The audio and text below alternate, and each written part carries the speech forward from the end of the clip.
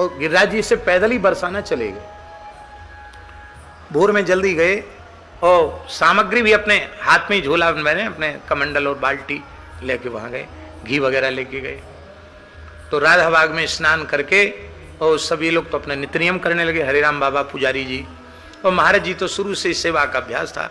तो महाराज जी, एक तो देसी चूरमा होता है, एक कढ़ाई का होता है। तो देसी चूरमा तो भोभर में बाटी सेक के और विभूति झाड़ के फिर उसको चूरमा बनाते हैं कूट के खल्लड़ से, और उसमें गुड़ डाल देते हैं, घी डाल देते हैं। वो देसी चूरमा बहुत बढ़िया होता है, क्या कहना। कढ़ाई वढ़ाई वाला उतना बढ़िया नहीं होता है, देसी चूरमा क्या है। और खूब बढ़िया दाल, खूब चकाचक घी पड़ी भाई, और चूरमा, आलू का चोखा और बाटी बनी, दाल बाटी बनी। सत्य घटना सुना रहे हैं आपको। और इस घटना को हमने तीनों से सुना, इसलिए महाराज जी ने तो अपने मुख से नहीं सुनाया। हाँ, हमने पूछा जरूर तो महाराज जी गदगद हो गए, बोले हरिराम बाबा और पुजारी जी दोनों महान संत थे, ठाकुर जी कुछ न कुछ लीला तो करते ही रहते, बस इतना ही कहा। तो हमने पुजारी जी से भी पूछी और श्री हरिराम बाबा से भी पूछा और भगवान दास जी भी थे, उनसे भी हमने पूछा। तीनों ने कहा कि हाँ, यह सत्य घटना है। ये सब तैयार। अब लगे भोग कटे रोग, सुखी रहे नगर बस्ती के लोग, यही मंत्र है साधुओं का। उसकी तैयारी थी।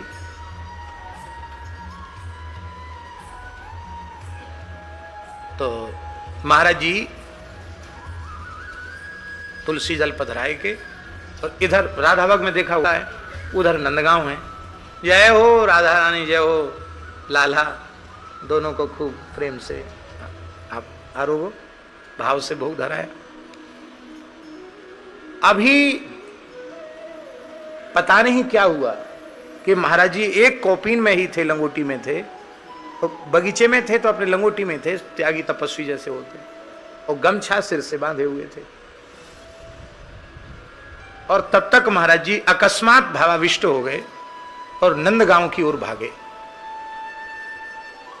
राधाबाग से सीधे, कोई रास्ता वस्ता नहीं, खेत वेत सब ऐसी भागे।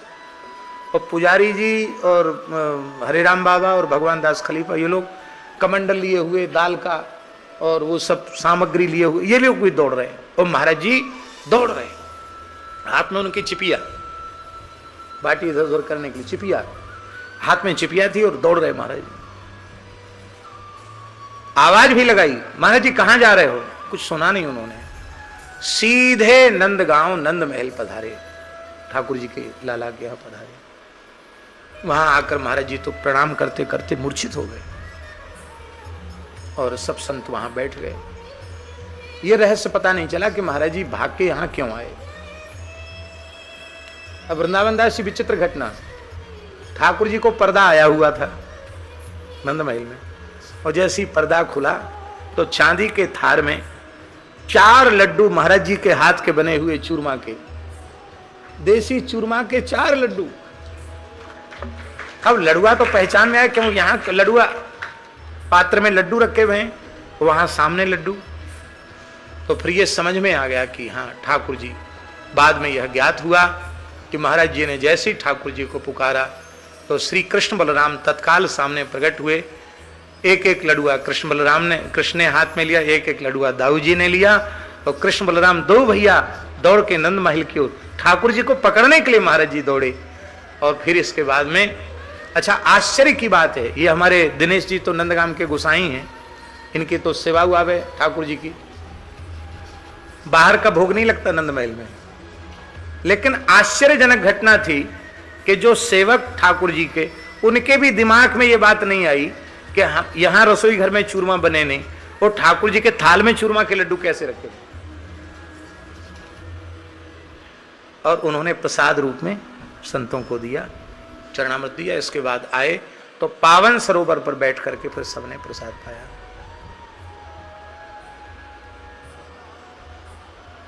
ये बात हम इसलिए कह रहे हैं कि माखन चोरी तो माखन चोरी, लड़ुआ चोरी है रही है आज भी।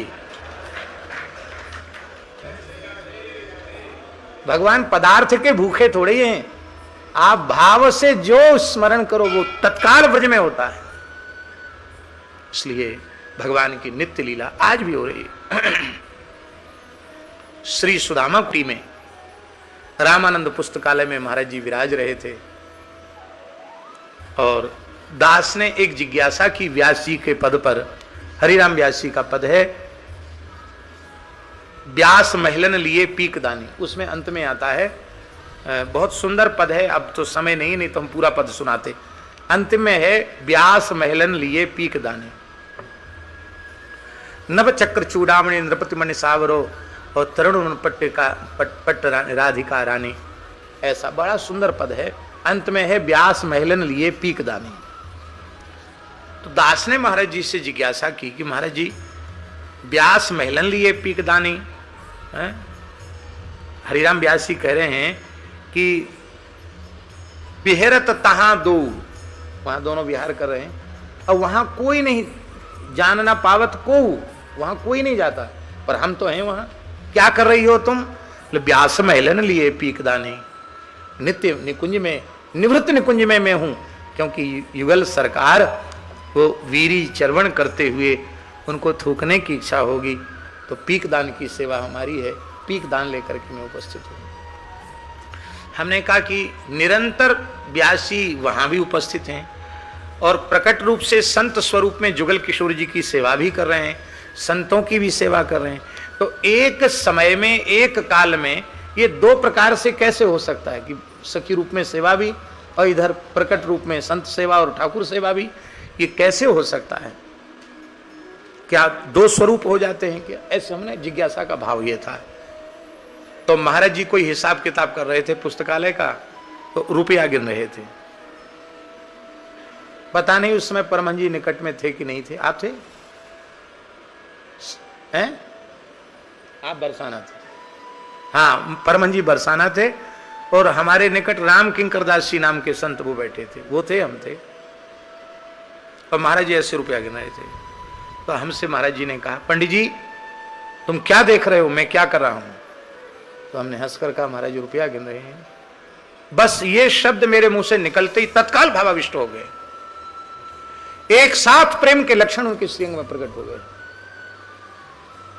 और बोले, तुम्हारी दृष्टि में हम नोट गिन रहे हैं, पर इसी समय हम कृष्ण बलराम के साथ गिरिराज जी की तलहटी में गैया चरा रहे हैं। ये कहकर महाराज जी व्याकुल हो गए,